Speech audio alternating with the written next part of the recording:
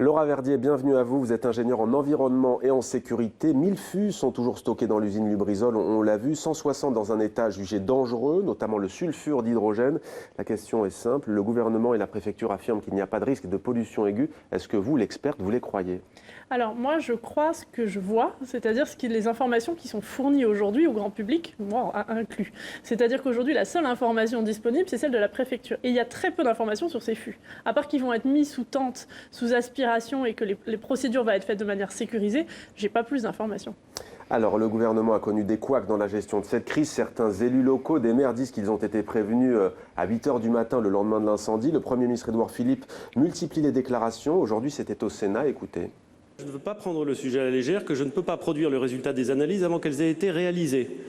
Lorsque vous testez un certain nombre de prélèvements pour vérifier la présence éventuelle de dioxine, ça prend du temps. Ce n'est pas moi qui le dis, je ne suis pas chimiste, c'est les gens qui font ces analyses, les spécialistes, qui les font bien, parce qu'ils doivent donner une information sérieuse et précise. Et je pense que vous et moi nous accordons parfaitement sur ce point.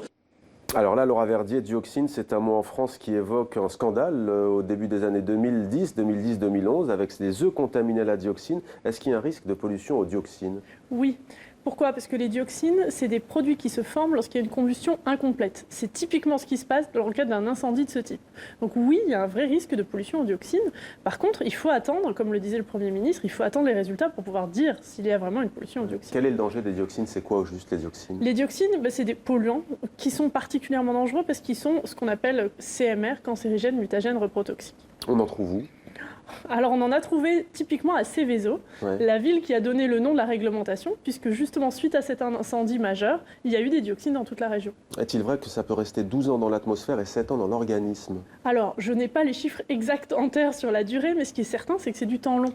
C'est justement la différence entre la pollution aiguë, dont on parlait avec les risques tout de suite, et la pollution chronique qui peut être liée avec les dioxines. C'est ce que vous appelez la pollution chronique, il y a aussi la pollution subchronique, c'est quoi ? Alors, c'est la petite nuance entre aiguë et chronique. Vous avez une famille entre les deux qui s'appelle subchronique. Mais pour simplifier, parlons d'aigu et de chronique. Ouais.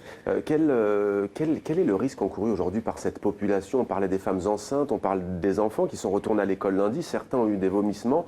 On sent quand même que le gouvernement est gêné. D'un côté, il faut attendre les résultats de la dioxine et de l'autre, il y a une question de santé publique qui est avérée.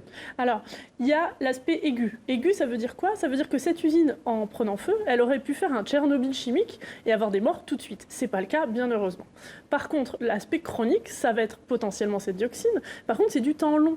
On n'attrape pas un cancer, entre guillemets, en restant une journée exposé à la dioxine. Par contre, il faut très rapidement, le plus rapidement possible par rapport aux analyses, avoir l'information.